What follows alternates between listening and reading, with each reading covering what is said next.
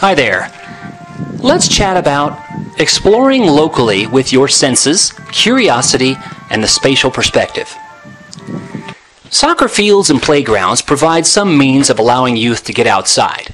But, as Richard Louv so well stated in his book Last Child in the Woods, these adult-constructed environments are no substitutes for wild places. Those places that are untouched or minimally touched by humans.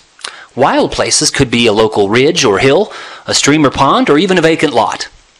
For me, growing up in western Colorado, I loved the riparian zones that were adjacent to local gullies, what the locals called washes.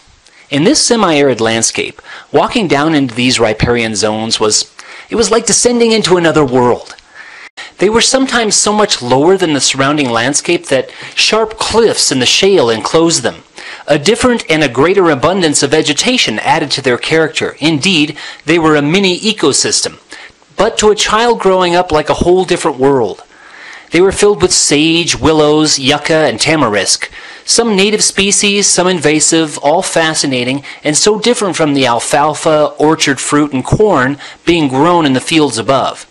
Another adventure awaited every autumn after the irrigation canals were shut off and drained. All sorts of strange things that had been hidden all summer long were now in plain view along the canal beds and underneath the bridges that spanned them. How our senses were awakened to every new sound, smell, and sight in these washes and dry canal beds. Nowadays, we have a whole wide variety of electronic means at our disposal, don't we? From probes, GPS receivers, smartphones, to other devices to record phenomena while in local wild places. The data can be easily mapped in ArcGIS Online, for example. I submit, however, that before taking full advantage of learning with these means, three things must first be in place. The first is the ability to use one's own senses and interpret the results of one's own observations.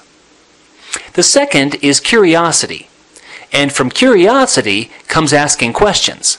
The third is the spatial perspective, seeing the world in a geographic framework, the whys of where, if you will. These three things sometimes take years to cultivate, and one could argue that this cultivation is a lifelong endeavor.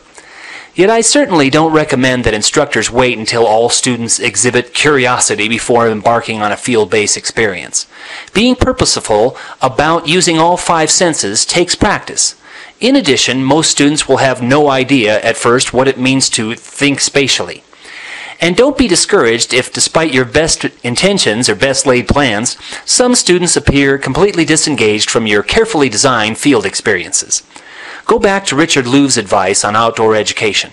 Start early and do it often. What are some of your methods of instilling curiosity about the world around us? Beginning with your own local wild place. Thanks.